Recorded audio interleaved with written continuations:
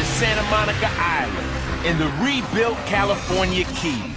Tourists used to love this place until the good, the bad, and the straight-up ugly arrived. Now we got organized crime and mercenaries taking on cops and vigilantes, all floating and fighting in our damn streets. When you jump into zero G, how are you gonna win the war? Now, LawBreakers, what is it? So LawBreakers is our take on a role-based shooter in which you have to use gravity, guns, and abilities to take out either the Law if you're playing as the Breakers, or take out the Breakers if you're playing as the Law. I would say that arena shooters are kind of in our DNAs, so to speak. We're not an arena shooter all the time. It can be slow if you want it to be slow. It's fast if you want it to be fast. But really, if you want to win the game, you're going to have to speed it up. That's one of the things I noticed because I picked the Vanguard class, and it's all about that speed and quick capping positions. Exactly. So there's lots of speed involved.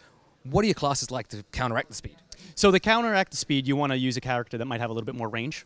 You can also use another character that has speed, like the Assassin, to kind of close down on her. She's very flimsy, the Vanguard.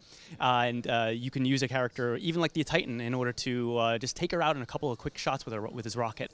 It's about positioning, just as much as it is about using the right role at the right time. But there are some characters, like the Titan, that are better inside interiors. So if you do want to get into one of those capture locations, you have to go into his zone. And his zone is about locking down corridors and AoE blasting.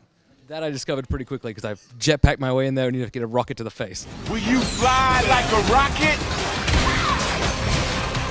Or swing through the sky? Step into the shadow! You have picked up the battery. You mentioned before it's a cap the point game and requires a lot of teamwork. Was this built in from the beginning? Yeah, so Turf War is our take on a domination-style game mode, but with that whole round-based reconfiguring every couple of minutes to kind of get your mind reset. But we always wanted there to be a team play about this. There are some classes that are going to be a little bit better at capping the points, while others are going to be better at locking down points. And it's not about forceful team play. We do want players to be a little bit more lone wolf if they feel like being lone wolf. But in this mode particularly, if you're playing by yourself and you're not coordinating with your team, you're going to have a hard time winning.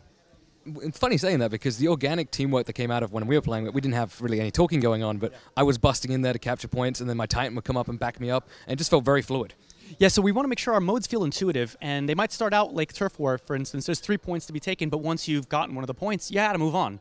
And the more you move on, the less points that you have to go towards, which means that everybody's focusing on a singular objective.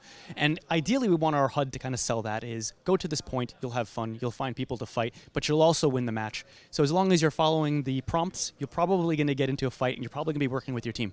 Now that central cap point was a little bit special because it has something to do with gravity. You want to fill us in on that? Yeah, so what we do in our middle points is we add a zero-G zone. Those zero-G zones add a lot of verticality, but they also add a lot of speed in the game. I don't know if you played around with it, but the blind fire, firing behind yourself, is not just about killing people, but it's about using that Newtonian physics to propel yourself forward as you're firing behind yourself. And what that allows you to do is traverse the area really quickly. So even a slower class like the Titan can actually get through that zone pretty quick. And next thing you know, when everybody's going for cap point B, there's a lot of chaos, there's a lot of explosion, there's a lot of gunfire from above and below and all around you. Well, even not in the zero-G area, there's a lot of verticality to the maps, I realized. Yes. Is there a way that the little Titan guys can traverse that, or is it again just locking down as much as you can with other Vanguards, I'll say? Yeah, so the Titan can actually traverse those zones a little faster. You can actually still rocket jump through that, which gives him a lot of verticality, especially when he's trying to take out an assassin who gets too close to him. It's about rocket jumping above her sometimes, and actually while you're in the air, finishing off with a second rocket, because you can take a little bit more of that blast than she can. But at the same time, you have Vanguards, and Vanguards with their Q ability, which is Starfall, not only will they land in and create a massive explosion doing some damage, but they leave behind a zero-G sphere. So if you want to be nice to your Titan, is you drop that sphere for him while he's defending his base or capping a base, and now he's vertical in that play space, and you've just created a whole new style of an arena to fight for the next 10 seconds.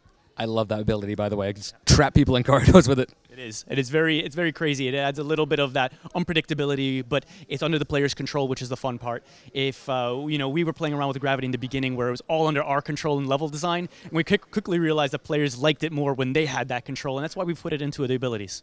And we've only had hands-on with 4 of the classes there. Are there more classes to be expected? Yeah, definitely. I don't know if you noticed, there's a little lock symbol over there. We're working on our fifth role right now. We're testing out another 6th role right now internally, which the tests are going really well, and hopefully we have that. And we don't know what time it's going to take. We want to make sure that everything feels right and plays right and doesn't add a bad experience to the game. But we're definitely adding more roles as the game progresses. That's just something I noticed, which is just me being noticeable.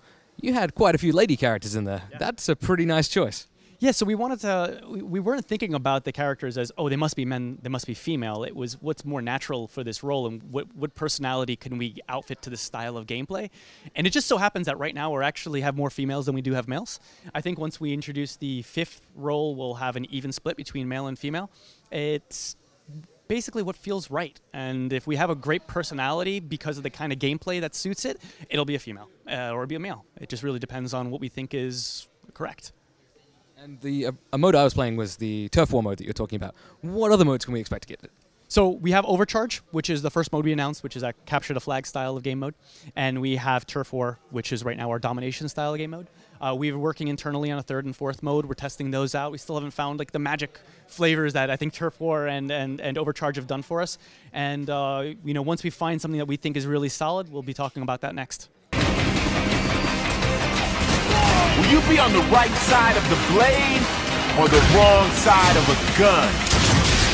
LawBreakers.